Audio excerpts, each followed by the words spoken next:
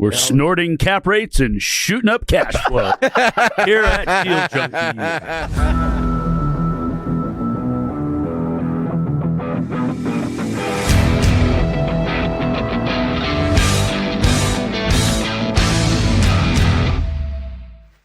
Welcome back to Deal Junkies. Why do you always start laughing? Because Mike? I was like, oh, you guys were starting. Sorry. Oh. Yeah. Apologize for the audience. We got everybody here. I haven't seen you guys in a long time, it feels like. Why? What have you been doing? Well, I haven't seen you in a few weeks. Yeah. Really? No episode Yeah, last week. I was gone the week before, too, and then... Played basketball. Oh, yeah. Well, tell us. Played what basketball. You were playing basketball and doing what else? No, I tried to run 100 miles again. That looked like a really hard run. Dude, it probably would have been harder up like if you had 4 finished. or 5 mountains. That did not look like running around the Whitaker Middle School track. No. Up and down mountains for 100 miles. I'm not sure. Dude, it was 16,000 feet of elevation. Hasn't trained on hills. So 16,000... Trained on any hills. That's 16,000 up and down, but normally, like, you'll go up, right, and you're kind of jogging or walking, depending on the grade, and then you get a nice, easy, gradual downhill. But what this was instead is just like an extreme hike uphill and then an extreme hike straight downhill. So it takes you like longer to go down on some of these things than up. So you were on a 100-mile hike, basically. You're running it too. So like I did the first 50 in 11 hours and 20 minutes, which was, I don't know what pace that is, but that's like a jog. It's a good pace. It's a pretty fast. I was told, but I don't really know. And then but there would be, so we're running through many terrains over mountains, and then you go through a vineyard at one point, and there's like a U-shaped like road, right, where you can run around this little thing, and instead they're like, nope, the course goes down this 400 feet and then back up over Instead this. of staying on the ridge, they make you run down. Yeah, you could go around this ridge in maybe like 3 minutes, and instead it's like, no, let's make this 30 minutes for this distance, and you go down straight down this pit for like 400 feet and then back up. What was like, this race called? I don't even like Badger Mountain. I just looked at so how I did this is I was like 100-mile races near me, and then I picked the one closest to me. Google Maps? Dude. Yeah. I just wanted to drive to it. Yeah, I was like, because I would have had to fly to all these other ones. He goes, He picks races the way he gets into real estate. I did a 50 with 8,000 feet. And so then he was like, I'm doing 100 with 16,000 feet. Like, It was that's way pretty different, though. That's pretty mild. And I was like, no, that's a lot still. And he was like, okay. And I was like, Because your 50 took like all day, didn't it? Yeah. Oh, yeah. Sun up to sundown. Yeah. It was dark when I got back. And I was like, no, that's like still a lot. Yeah, and I'd done 50 on the 8,000, so I was like, but it was Yeah. such different slopes. And then, Yeah. dude, and then you go up on this freaking ridge line, and the wind's blowing at 50 miles an hour up here, just into your face. And I'm just up there unprepared in a t-shirt, and like all the people are not even. I was just shorts, and all the people are looking at me like they have gloves, like windbreakers, rain jackets, and all this stuff. And they're like, "Good luck later when you come back up here. And it's raining."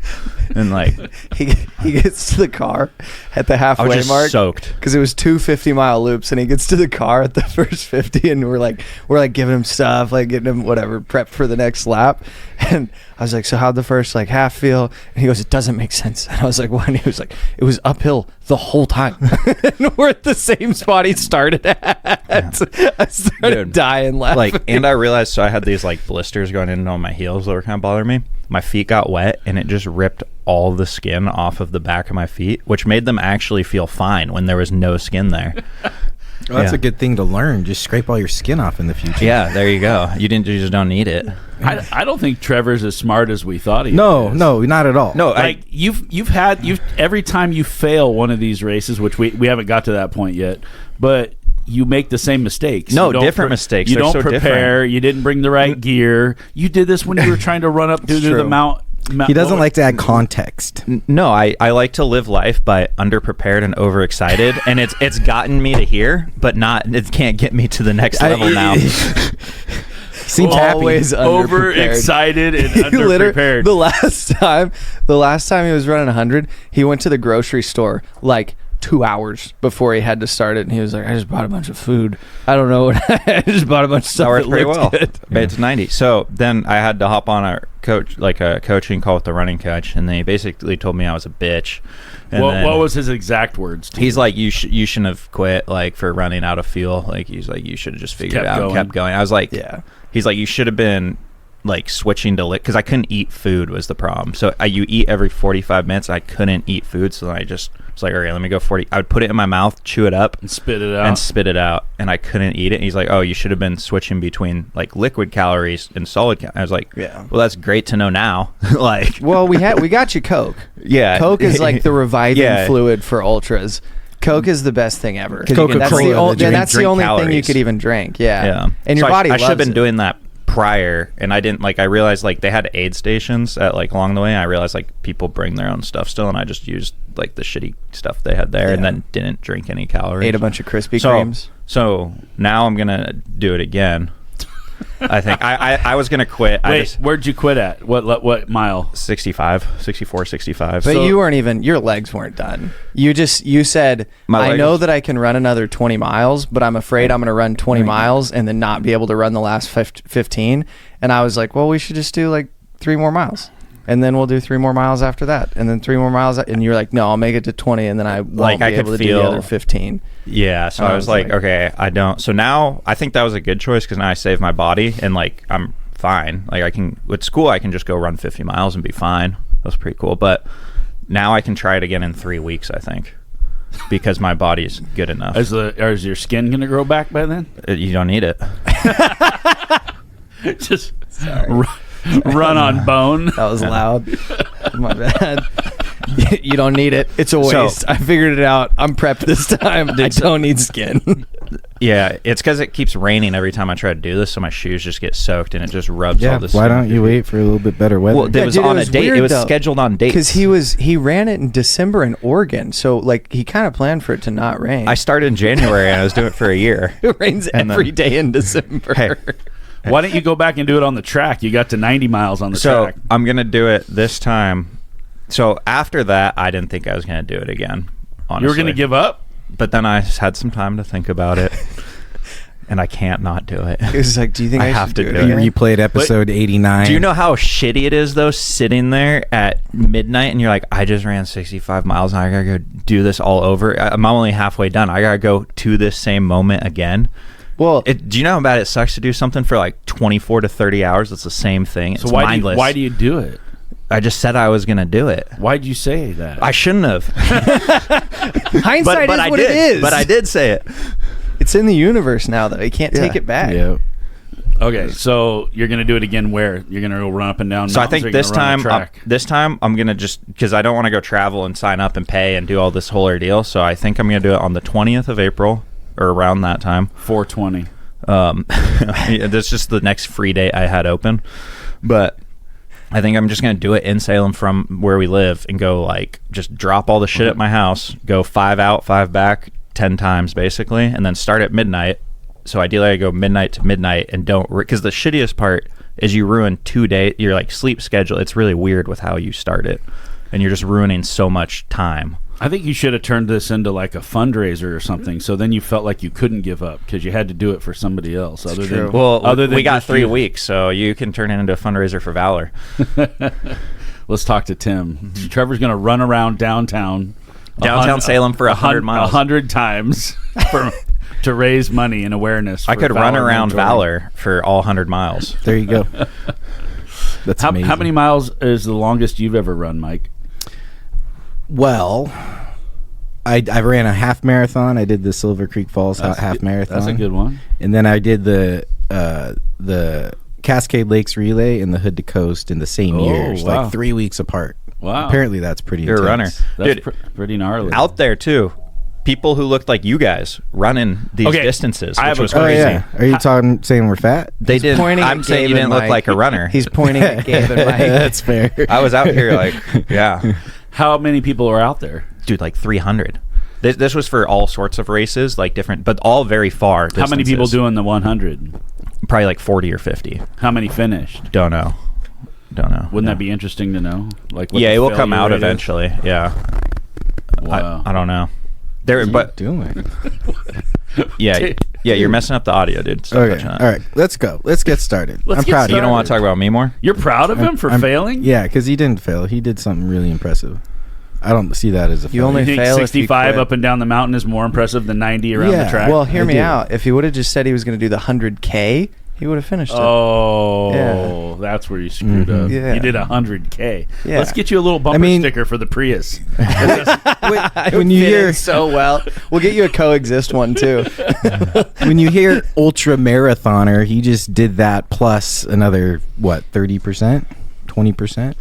I don't know. What, Ultra? Yeah, Ultra's a 50K, right? Ultra is anything over a marathon, Yeah. technically, but 50K is like the first real. Everybody will consider. How far is that? 30 miles or something? 31. Yeah, so you doubled that. Okay, so Trevor failed. He gave up. He should have Failed been big. drinking more Coke or snorting more Coke, one of the two. Whatever your coach told you. He did ask. No, it's cap rates. He He said, said "Do you snorted think- more cap You rates. should have been. Yeah, why don't you just think about deals Should've been while you're doing You out didn't there? have enough deals in Dude, the I was pipeline. thinking You guys about- are dry. I was thinking about throwing up and shitting my pants at the same time. Well, the wind is blowing at 50 miles per hour into my face. That's the problem. You're trying to control your brain. You got to think about something else while you're doing that. I was mentally weak, yes. I just want to let you know that I ran 20 minutes on my on my treadmill yesterday, and I was like, That was hard. I almost ordered a trophy for myself. I was like, dang, It's a good start. I'm doing It's a good. good start. I'd like you to know that I ran for 2 minutes halfway around the dog park with Max. Whoa. See, we're healthy guys. It's all relative. At the beginning of this, I could only run 2 miles. 2? Yeah. I was running 2 miles was my max distance at the beginning of the year. Well, you're making progress. Beginning of last year, Of 2024, yeah, when I started this. you can only run 2 miles. 2 was, yeah. Wow, that's good. That's great. Well, now you know you can at least run 90, but Yeah. you can't run 100.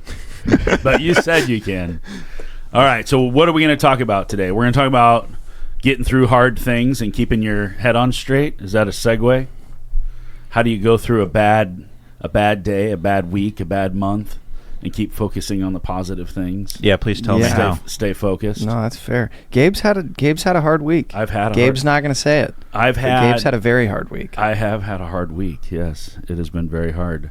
We talk about this all the time. Like, there's a lot in the life that we live. There's a lot of good things and bad things that happen simultaneously. So what do you focus on? And Paul's been pulling me aside in our recent conversations and telling me that we have to not only be positive, but we have to energize our positivity, and we have to do that by actually feeling good. So it's not enough to just say you're being positive. You actually have to feel good about being positive. So we'll have to have him on to talk more about that so we can learn how he gets into that space. Does But he do that? I think he does a lot of the times, but what's interesting is he'll catch himself when he's not doing it. And Do things go wrong when he's not doing it? Is that why? So the spiritual principle there is that you not only attract what you put out into the world, but you've heard him say you magnify back. So whatever you put out comes back to you tenfold, right? And so if you're putting out negativity and fear, scarcity mindset, all of these bad things, anger, resentment, and all that, which we'll talk about in another episode, then that's what you get back. That's what comes back to you.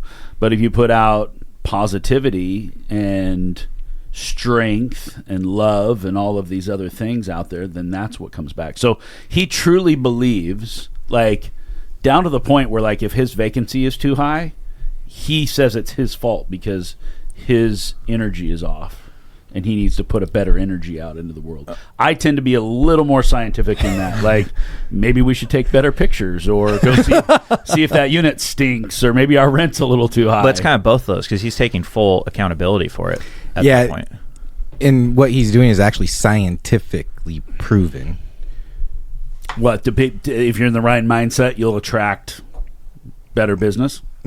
Yeah, through high brain waves and heart coherence, and the double Vibrations. slit experiment. The double slit. I did the experiment. double split experiment. What's the double slit experiment? I couldn't really tell you. It's like a physics thing where you're shooting a bunch of atoms through a thing, and there's no shot Mike knows anything about it. Oh, is that a challenge? Yeah, tell us. There's what you no know. shot you understand that. Oh. How does it work, Mike? It's waves of matter. So the double slit experiment is about waves of matter. So you're shooting an electron. So think if you have a machine that can shoot electrons one at a time, and at a wall, and in between the wall you have a curtain, and in the curtain you have Slits. two slits. Yeah. And you're shooting an electron, and then that you shoot a whole bunch of electrons at this curtain, and then they repeat the pattern on the back of the wall, right? I'm under pressure because of the challenge. Dude, you're doing way better than I thought. Like, you know more about than I do. I take that back. Okay. So that's matter, right? We see this, we expect it to happen. The electron shows up on the other end of the wall. Now I'm getting it confused. You're pretty close, but I think you're saying part of it wrong. But yeah. So the other part is what they found out is when. And this is in the small box, right? So scientists created this tiny little box that they could shoot electrons through, and then they had the screen in there with a slit, and it makes a pattern on the back end. Well, then they shot it the same way, and it got dispersed. So it's the difference between an electron and a proton. The pattern was dispersed. It didn't make sense. So why are we not seeing the same slit pattern when it is shot this way versus this way? And the difference is what they put in was a camera. So they put a camera in the box that could witness this happen. So when the camera is on, it is matter. The electron shoots, it gets at the other end and the other side because it's matter shooting through the slit, and it shows up the same way on the other side. You turn the camera off, it's a wave. And so the electron is a wave when it's not, and so the pattern's different. And so the end result is when an electron is being observed, it is matter. When an electron is not being observed, it is a wave. And so waves are energy. And so that's where we learned this really early on in school, which I could never understand, which is this table's not real. It's just a bunch of cells, and then we're different densities, and our hand can't go through the table, right? That's part of what this whole physics thing is. And so now this is where Dr. Joe Dispenza explains this at a very great level. And then he adds in brain waves and heart waves and meditation. And when you meditate, then you go from a beta state to an alpha state to a theta state. And then your heart variability changes. So then your heart waves and your variability then gets in coherence with your brain waves. So that's the meditation practice that then Joe Dispenza talks about. So for the background on Joe Dispenza, he was a chiropractor, broke his back, was paralyzed, healed himself through meditation. So the science behind it is in physics, is now through meditation and through your energy, in his saying is where your focus goes, the energy flows. You're now changing waves into matter. So mind over matter. That's manifestation. So that's the science behind manifestation, is mind over matter through energy and waves and changing your mindset and getting So tell me, from Paul's perspective, when he talks about feeling it and energizing the positivity, how do you, this is why he meditates for an hour or two every morning. I can't meditate. I'm somebody who, I sit down and I either fall asleep or I start thinking of a million other things. Like, it stresses me out to meditate. I'm not good at it. I've never been able to do it. So maybe there's a secret to it. I like yoga and things like that, like meditation. Yeah, it goes beyond meditation as well. Grounding's a really good example of it as well. One person I loved to follow when I was woo-woo on this stuff was Ben Greenfield, and he talks about our bodies being batteries. And we've talked about this before. I love golfing barefoot. Well, what do you not do in the winter? You don't golf barefoot. Yeah. I've been struggling for months. Like I was able to avoid my cave, my whatever the bears go, the hibernation, and I kind of, after my birthday, got into it. So it was nice last week. I took my shoes off on hole 13. Within 2 holes, my entire my body felt different. My mindset felt different. I even turned to my partner. I was like, man, I just feel grounded. And that's what it is you're changing your electrons. You're getting your electrons back. And when you're in contact with the earth, from the battery, from a physics and a scientific standpoint, you're realigning your electrons how they should be. Do you have a grounding mat? I do not. You just got a really house, need one. dude. Yeah. So I sleep on grounding sheets, and in our healing room we have a grounding mat. I don't think it works. It works. Well, it's mind, body, and soul, right? So it doesn't work on robots. You have the physical component, right? You and Jan are very deep into the body hacking physical component.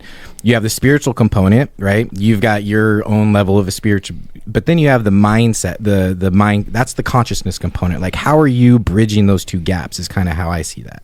Mind, body, and spirit. Yeah, or soul, whatever you want to call it. It's the consciousness. And like when we use, say, 1% of our brains, what I equate that is we use 1% of our consciousness. So here I had this recently before Investor Lab. I met my attorney at the bar. We had a couple drinks, my little routine before Investor Lab. And I was like, man, I've been worried about this one thing. And I've been dwelling on it. All my focus is going there. And then I was driving my car. I was like, damn it, Mike, stop thinking about it. Cause now it's going to happen. The next day I got the freaking letter in the mail, right? Like you're processing it, you're creating this. And so if you think about it, if you're going through life, you're going through struggles, well, you can just focus on how negative that is. And you can bring more focus, more energy grows. And then if you think if the next extension of that, well, if the focus goes, the energy grows, the more, or the energy goes, then that grows. So now is it going to be growing your problem or is it going to be growing your solution? Yeah, they say worrying is just praying for the wrong thing to happen. Right. And it's interesting. I remember when I learned how to ride motorcycles, and they taught us you go where you look. So when you're coming around a corner in the canyons, and you see a cliff off to your side, don't look there, and you see a guardrail, and you go, "Oh my God! If I hit that thing, I'd go flying." Like that's why people fly off of those things, is because they look at the cliff, and then they go there, and then they crash. Yeah. So that's an analogy, I think, for the same way in life and in business and what we're doing is we can tend to, in my day, like, honestly, I don't know if I have good days or bad days. There are so many good things and so many bad things that happen in one day. It's overwhelming. And so I have to just focus on the good things that are happening and try to stay positive. Yep. But then Paul's coaching me on this, how to energize it and how to actually feel good, because like right now, honestly, I don't feel good. Like I might look like I feel fine. I don't think I really wear it openly, but it still weighs on you, and you're like, you've got these big problems to solve and you got these things going on. So in business, especially in real estate, there just seems to be always there's something that's going to be going wrong at all times, and you've just got to stay the course and just stay focused on what's out there. I love the guy Johnny Chang who I don't know if you guys watch him at night. He's the Marcus and Millichap dude that puts out the little videos and talks about the market or whatever. I love this guy. I've seen him before. I end all my work days by watching 5 minutes of Johnny Chang. I love this dude. Anyway, at the end of every episode, he always says, "Keep your eyes on the horizon." And we can so easily get into the weeds about what's happening right now, become very emotional, and become, I think that, we're emotional beings, and it clouds our judgment. It makes us make bad decisions. It makes us think negatively. I mean, and it does sound a lot of woo-woo when you're talking about like, oh, I got to energize my energy and I got to meditate and I got to do all this stuff. Like, it doesn't really sound like a real estate strategy. But if your head's not in the right space, I mean, it doesn't matter how much real estate you own or how many businesses you own, you're going to start flushing things down the toilet. You're going to be looking at the edge of that cliff and you're going to go right off of it. So how do you get there? How do you get where? Back to positivity? Yeah, how are you doing right now? I think number one, what you have to do is you have to recognize your feelings. You have to recognize, where am I at? And one of the lessons I've learned over time and through recovery is that I've got to stop and actually ask myself, why am I feeling this? And it's not something, I don't think, that comes naturally, because I'm not my body. I'm not my thoughts. Like, who am I? Like, I have thoughts. I have a body, but that's not who I am. I am, like Mike is saying, I'm a soul or a spirit, and I am having a physical experience. Like, there's something else. I am something else. The essence of me, if I keel over dead right here, I'm gone. Like, I'm not here anymore. Maybe we go somewhere else. Maybe we don't. That's up for you to decide. But like, the essence of me is something completely different. And that is, I think, where you have to really start to train yourself to, number one, know that what's happening right now is just happening. It's not happening to you. I used to feel that, like, oh my, when something went bad, it was like, oh my gosh, like, life sucks. Life dealt me a bad hand.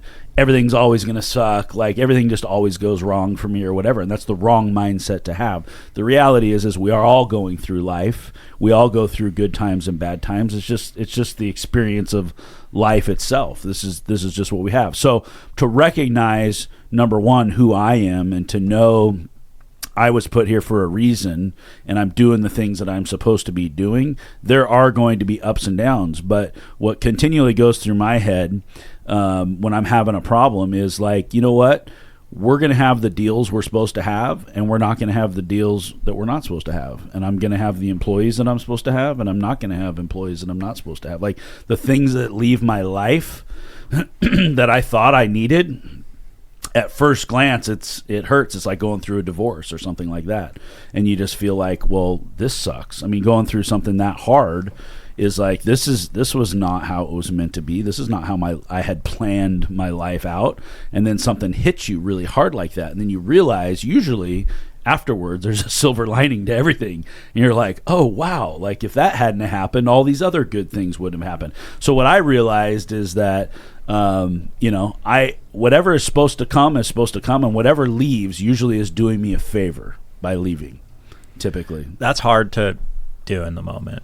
It is, because you're losing money or you're losing, you lose sleep, or you got to deal with stuff you didn't have to deal with before. It's an inconvenience. There's a really clear tool for this. So I think if you look at the macroest of macro levels, or the microest, like at the double slit level, the microest of levels, you have two things. You have observation and action. That's the macroest thing. You have an observation, you take action. The bridge between those two things is framing. You have an observation, you have the ability to frame your observation in the way that's going to help you take the appropriate action. So where's that focus? Where's the energy going to flow? Where are you going to grow? And that starts with framing. How do you frame it? You frame it as a positive way to support you, or do you frame it in a negative way? Well, it's funny because you can lay in bed at night and go like, oh my God, this is going to fall apart. I'm going to lose everything. I mean, everybody listening has had these moments. You guys have all had these moments. Like, but the reality is, if you stop and think about it, how many times over the course of your life have you laid in bed and worried about something and then it worked out? And so then I saw a meme the other day and it says, it's like nothing I've ever worried about ever happened. So worrying actually works. I don't think that's true. But you know what I'm saying? Like, I mean, when you look back, all you have to do is look back and go like, okay, you have to take in recovery, what we do is a gratitude list. So anytime we're getting into a headspace of woe is me, we're having a pity party and we're thinking like life isn't treating me the way life is supposed to be treating me. Like, woe is me. You know, what we have to do really in that moment, what's happening is we're becoming selfish. We're thinking only of ourselves, right? And so you have to get out of yourself. And how do you get out of yourself? For me, it's a little different than others. Like Paul gets out of his self by meditating, and he goes to, planet Zebron and, talks to the 6-armed lady or whatever. I can't do that. I don't, at least not yet. I'm not that guy, right? So the way I get out of myself is I help other people. I do a gratitude list and I sit and, you call it a prayer, call it whatever you want to call it. But I list out the things that I'm truly thankful for. And honestly, I start at the very baseline. Like, we've got a roof over our head. It's pouring down rain outside. I'm not standing out in the rain. We're dry. Like, I've got clean water to drink. There's a lot of places you can go on Earth where you can't drink clean water. Like one of Trevor's protein bottles that's full of dish soap. Very clean. Very clean. His insides are very clean. I mean, having food, we don't miss a meal. You know what I'm saying? And you look, when you really take a step back and you look at the way the rest of the world operates, like even in our worst days, we're probably having much better days than most people on this planet. Yeah. Quite honestly. Yeah. And so to think about like all of the good things is really helpful when you're going through a hard time, and it helps you get through it. The other thing is just to think about it from a learning lesson. And we've talked about this. Like, I mean, you don't really fail. You just learn. And so right now, I'm learning a lot. This is not a week that I woke up on Monday and said, wow, I really hope I learn a lot this week. But the only way I learn personally is through pain. Yeah. And I think that's human nature, is when I'm comfortable, my mind isn't really open to new ideas or to go back and reflect on the decisions I've made and say, oh, maybe I should do this differently in the future. When I'm having a tough time and I'm going through a hard time, I start to take an inventory and look at the decisions I made, and where I didn't see the downside risk maybe, or whatever the case may be, but I'm actually learning. I'm actually evolving. This week I'm evolving. It's a very good week for me. I need to evolve, and I need to continue to evolve. But whatever my alligator brain says is that I want comfort. I'm seeking, like, I just want to have all the money I'll ever need in my life, and to never have anything ever go wrong again, and to never have to worry about making any decision ever again. And that's not going to happen, because this is life, and we're consistently being challenged and tested. And there are some weeks where you get tested a lot more than others, and when you look back, those are the weeks that you evolve the most. You have these peaks and valleys, I think, of your growth, and the growth happens when your ass is on fire. That's when it happens. So even though it doesn't feel good, be thankful for the times in your life that you do have to go through that pain, because you are learning. Hopefully. I've talked about it before. Is Trevor learning? Because he had a lot of pain. And Trevor's constantly learning. But he keeps making the same mistakes. He wants to try to learn the same lesson over again. He says he's learning same type of mistakes in a different fashion. Yeah, it takes more. What were you going to say? I've talked about this before, but I want to talk about it again because I just brought it up on Matt's podcast, Matt Cox. The book, The Comfort Crisis, huge. It's all of what you just said. Gabe actually just summarized it. Maybe you don't need to read it, but it's a book that essentially just like outlines the reason that we're so uncomfortable right now as a country, the reason that mental health is so poor right now, and anxiety is so rampant, and depression is so rampant, is because we're constantly doing what alligator brain says to do, which is to be comfortable all the time. And when you're comfortable all the time, the other part of your brain activates, which is the part of your brain that says there's supposed to be problems. I'm supposed to have something going wrong right now. So you manifest some problems. So you manifest problems, but you also just become anxious about everything. And so then your baseline for what's like bad is so much lower, in the sense that like when anything even goes a little bit wrong, you feel like it's the end of the world. It's like, I mean, this is bad, but it's like this is what happens to babies. And so literally it's that's why babies cry. Yeah. Because when a baby like gets pinched on the arm, that is the most painful thing that they've ever experienced. It's the worst pain they've ever felt. And so in their mind, it's like, this is my threshold. This is as high as it gets.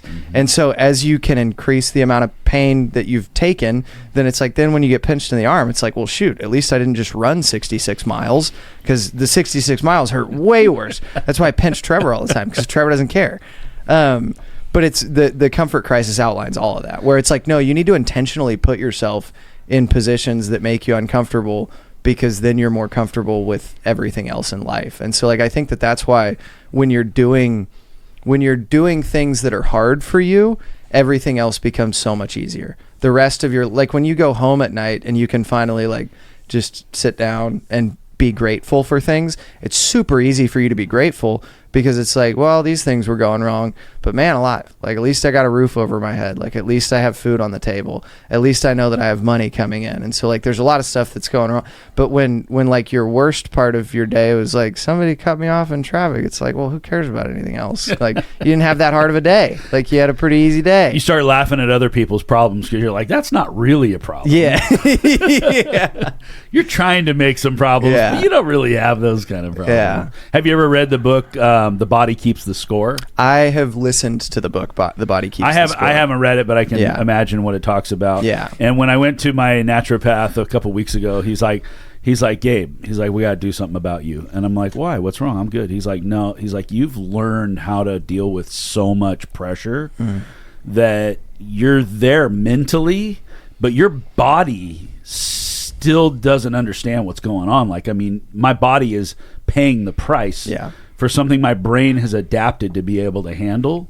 And then things start to happen, and you start to have meltdowns and panic attacks and stay up at night, high blood pressure, lack of sleep, with adrenaline running through. Wake up with adrenaline. Yeah, I mean all the physiological things that start to happen, and just about everybody successful that I talk to has had those moments where, especially once you start to get a little bit older, where your body starts to tell you that you might want to back off the gas just a little. I made that comment to Logan the other day, and I said, hey, I'm going to back off the gas a little bit. And he's like, is our president cracking? And I was like, Are you talking about me or Trump? I don't think you understand. He goes, Trump is definitely not cracking. But I said, no. I said, all I'm saying is I want to go from 200 miles an hour to like 150. Don't worry. I'm still going to be going 3 times faster than everybody else. But like everything in me is telling me I'm about to turn 50 and I'm going to need to back off the gas a little and let you guys take over some of this. It's your turn, because otherwise I'm going to kill myself. I'm not going to be around to enjoy all the things that I just built, which would be lame. Don't manifest that. I'm not going to die. Don't manifest. I'm not going to die. It's the worst thing ever. How do we be more like Paul in the way? Well, you probably are, but the thing I like about Paul is every time I see Paul, I have more energy when I leave, and I feel better. Yeah. And I'm assuming he does that for everyone, not just like real estate people. Is that? Yeah, Paul is a guy who puts out what Mike's talking about. He puts out that vibration, and it's unfortunate. There are people in life and people that are close to me that I call life suckers, and it's sad that I call them that because I love them dearly. But when I hang out with them, I can't stay around very long because I feel like my energy is being completely sucked out. And I was just going to say, change the word to energy. They're energy suckers. They're energy suckers. Yeah. And people give energy or take energy. There's no neutral. Givers and takers. Yeah. And so like you guys give me energy. When I come here and do this with you or I hang out with you guys, I think we give each other energy. And the same thing happens with me and Paul. It's one of the reasons we do it. Honestly, we meet intentionally on Thursday at noon every week because by that day we're both like borderline suicidal and we're like, what did we do? Yeah. And then we come together and we're like, oh yeah, that's everything's why we do it. That's why we do it, because everything's going to be fine and we're hot shots and we're going to go buy all the real estate. Yeah. No, it's funny you say that because I was talking to my dad about that like 2 months ago, how like every week by the time Friday comes around, it's so good that my brain gets to like come together with everybody, and we have all our meetings on Friday and then the podcast on Friday, and it's like by the time Friday's over, I'm like, all right, everything's good. It's all going to work out. Like I feel much better. Leading up to Friday. I talked to Gabe and Mark and Trevor about it, and like we're fine. It's all good. That's another thing to bring up is doing this with other people and relying on, asking for help or being willing to talk about stuff like this, because it's not very common, I don't think, for people, men or middle-aged people, to be just like asking other people like, how do you get into the right headspace, and how do you meditate, and what is your practice, and all these other things. Like, we live in a kind of a macho world, I feel like, and everybody's just sort of out there thinking they have to do this life by themselves, and it's not true. There are a lot of people that are willing to listen to what you got going on.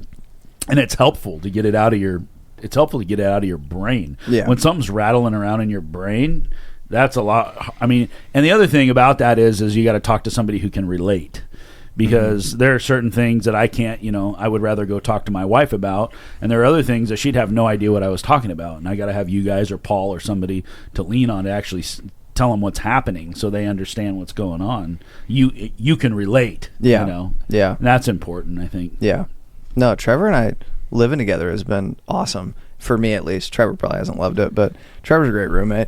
But you're not. I have no idea. I've never lived with me.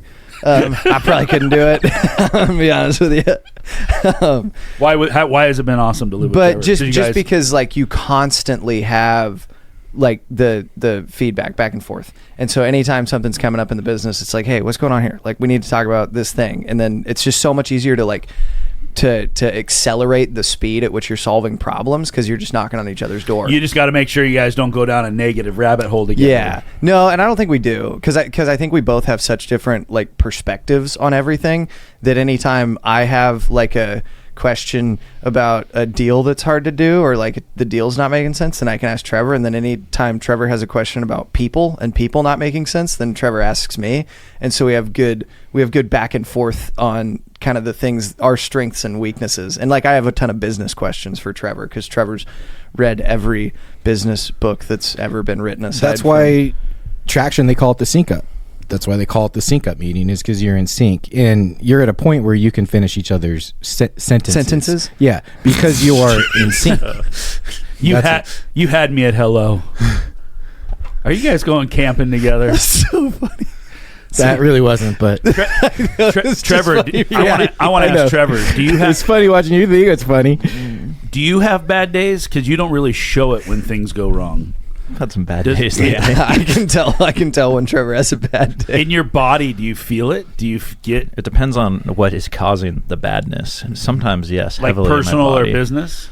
Yeah, or physical. So you feel like tightness in your chest, or anger, or you see red, from or business, just not anything? really. From people, yes. Trevor goes, I have this thing in my stomach, and I don't like the way that it feels. And do you know what that is? I was like trying to what was the conversation that made that happen? Because we've all had the thing in our stomach where A it's pit like in your stomach. the pit in your stomach, I've and never that's what felt we that started before. talking about. Emotional pain shows up physically. Yeah. We carry emotional trauma in our physical bodies. Yeah. And so it's very common to have a recurring injury. The other thing What is you is just that- told me, though, helped. As I was thinking about that, I was like, oh, it'll all be all right. I don't need to worry about that anymore. Yeah.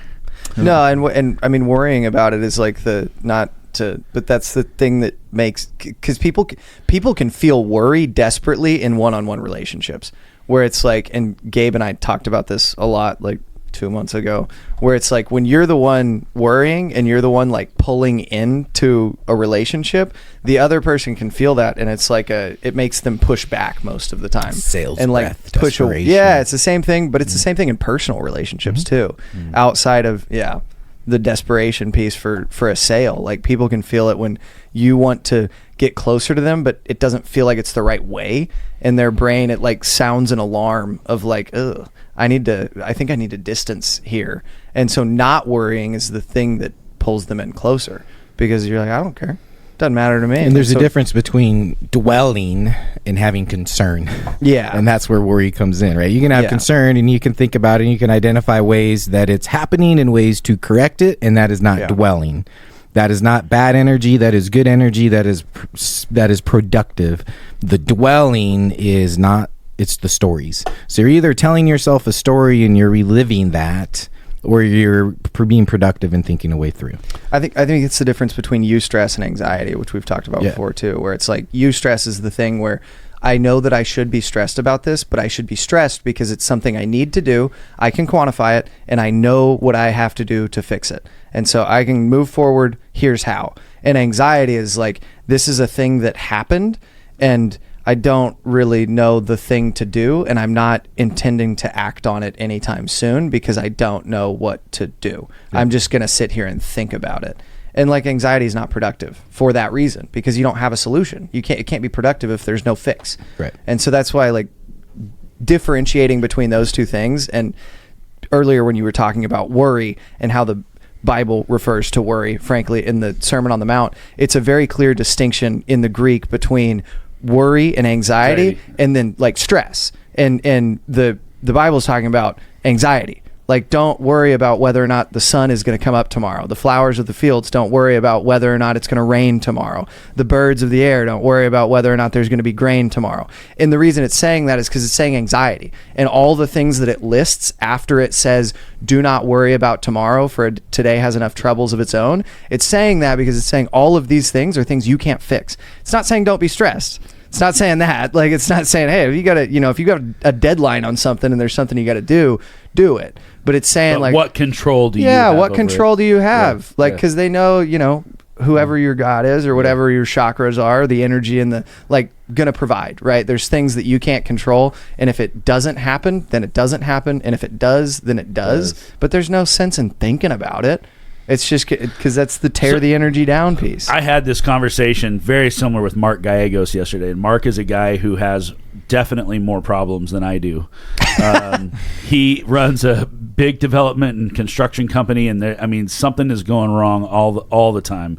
And I asked him how he deals with it. And one of the things, his answer was very interesting. He said, we're entrepreneurial. And so automatically our brain is looking for problems. That's what it's designed to do, because entrepreneurs solve problems. So that's what we look for, is problems. Once you start to grow your business and move up in the world, then the problems tend to sort of get bigger because you have other people that handle smaller problems, and you move up and up and up and up and up. You get to the point like where I am now, and nobody even calls me about anything unless it's a major freaking problem. So my engagement with my own companies is like all negative. Yeah. It's like every single time the phone rings or I get an email, it's going to be something they can't solve on their own, right? And so he said what he does is he reframes it, like what Mike just said. And he used to say, like, why am I having this problem? Or why do I have to solve this problem?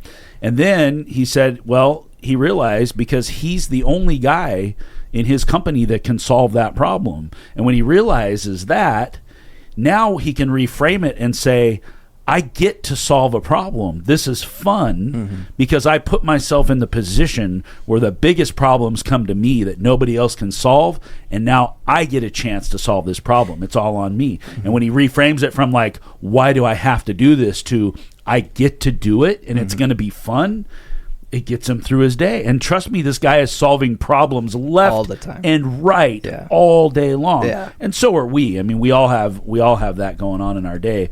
But it's just impressive to reframe a problem itself, and instead of thinking of it as a negative, think of it as a positive. If there were no problems, the world would not need us. Yeah. We would just go do whatever you do. Lose your mind. I don't know what you would do. No, Mark and I had a similar conversation too, and where I was I was working on something for a project that we just signed on, actually, and I called him and I was like, dude, I'm gonna be honest with you, I have no idea how this works or like what to do. Like, and my assumption when I called him was that he knew because he's done it before, and he was like, oh yeah, I don't either. I don't. And I was like, well, how, like, what do you, and he was like, dude, we don't get a playbook. He was like, you're the one who has to create the plays. Like, you're not the guy who gets to have somebody give you the plays. That's not the point. You don't get to be that guy. You're making up new plays. You're the one who has to build the playbook. And I was like, okay, I'll call you back in like 2 hours. I was like, all right, see you later. My bad. Yeah, I wasn't thinking straight. Because I just assumed he was going to. And it's like, no, that's not his job either. He's got to create Skyline's playbook. And I have to, create these plays over here. And that's not why he wants to work with. He doesn't want to work with me so I can be like, hey, Mark, tell me how to do it. Like, that's not. He's like, dude, stop. Like, hang up. This is dumb. Like, I was like, all right, well, my bad. You're right. I think the other flaw that entrepreneurs have is we tend to be extreme thinkers. We're not only extreme personality types, but we think in extremes. And so it's like 1 minute we're going to rule the world, and the next minute everything's going to fall apart and we're going to be living in a cardboard box. Like, we don't have a really great perception of where we're at on that scale of things. And so we tend to think in extremities. I had a partner when I was going through my flipping thing, and I had borrowed a bunch of money from him. He was the guy with the money. And he's just like, and I wasn't sleeping, of course, back then. And he's like, how you doing? Did you sleep last night? He called me every day. Did you sleep last night? I'm like, oh, no, I got a couple hours, whatever. And he goes, let me ask you this. He goes, what are you so worried about? And I go, well, my brain says it's going to be okay. We're going to be able to figure this out. But my body, for whatever reason, I wake up at 2 a.m. And you could fry an egg on my chest. I'm laying in a pool of sweat. I'm like 200 degrees.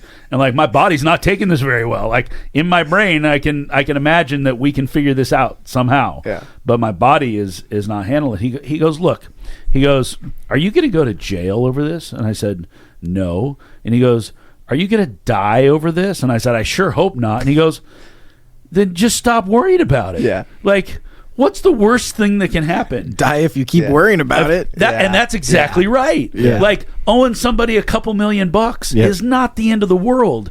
Dying because you didn't sleep for 18 months, though. It is important, but it wasn't important enough for me to lose my life over it. I'm listening to Shoe Dog again in the episode 1975 chapter.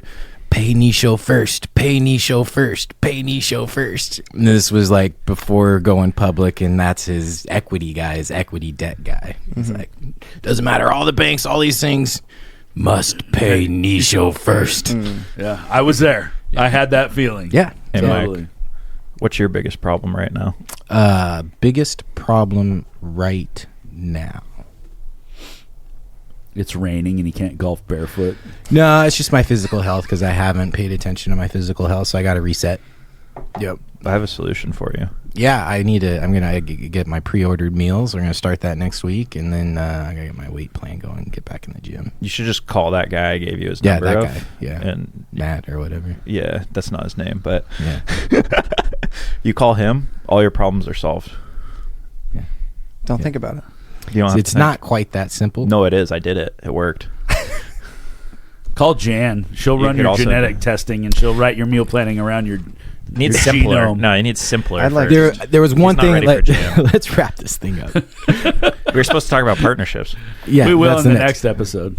repetition. So, there's this analogy that I was going to use for the bond market, and Oh, here we go. I know it really applies to all this. So there's analogies we use in the Bible and all these other things where it's repetition, right? You have to pray every day. You have to do this. It's repetition. And the reason you have to have repetition is because you have so many different influences, right? So think of Joe Dispenza here. He didn't heal it in one meditation. He meditated and meditated and meditated and meditated and meditated to get his brain waves to change his physical matter. The reason we have to do that is because there's so many other influences. So do you remember the show Growing Pains? You probably do. Yeah. They don't. Okay. I remember. So Kirk Cameron, he's the dumb kid, right? And he comes home one day. He's like, "No, they lied to us. They said gravity has equal force. A penny drops as fast as a feather." And that's the beginning of the episode. And he's all freaked out because a feather doesn't drop as fast as a penny. And then at the end of the episode, he figures it out.